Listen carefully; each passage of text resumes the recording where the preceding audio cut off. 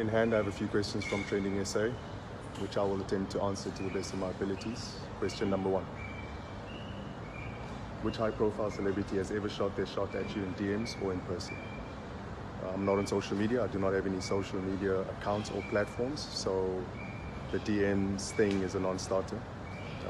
As for being shot at or celebrities taking shots at me personally, yeah, it's real, man. But, you know, your secret's safe with me. I'm not going to mention any names, but yeah, I've had some big shots taken at me, and, you know, I'm an old school pimp. Your secret's safe with me, so keep shooting. Next one. If for some reason you were prohibited from voting for the ANC, which other party would you vote for?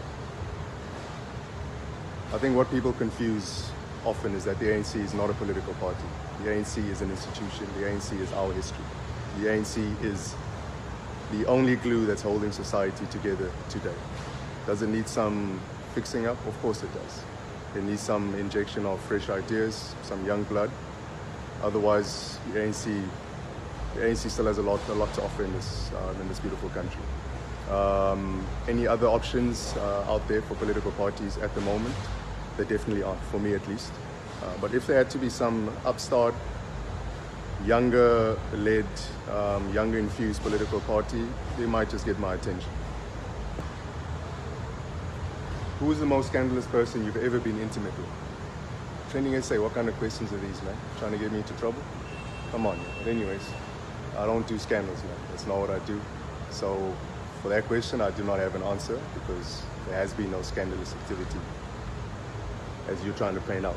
Stop that. Would you ever dine with Julius Malema? And what would be the 2 things that you'd speak about over dinner? I most definitely would love to have a dinner with him, and I'm sure I will one day, to chop it up. 2 things that I'd speak to Mr. Malema about would be, 1, what his mind frame was and the courage that he showed when he started his political party after he got kicked out of the ANC.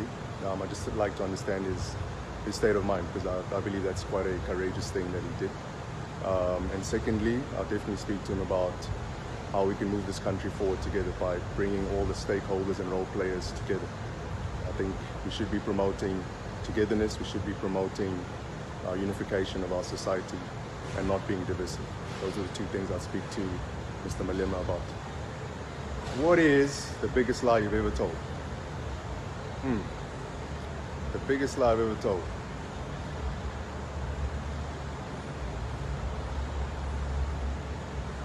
At dinner, I was on a date.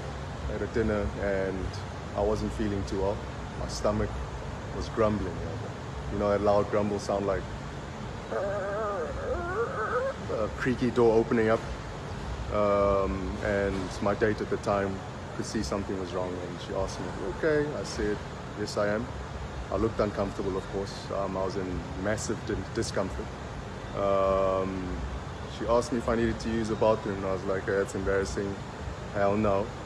But when we left the restaurant, I was walking funny. You know that walk when it's tight, you know, and it was the longest drive home. So I lied at the time that everything was okay, but everything wasn't okay. But fortunately, she's turned out to be my wife, so we've put all of that in the past. It's behind us.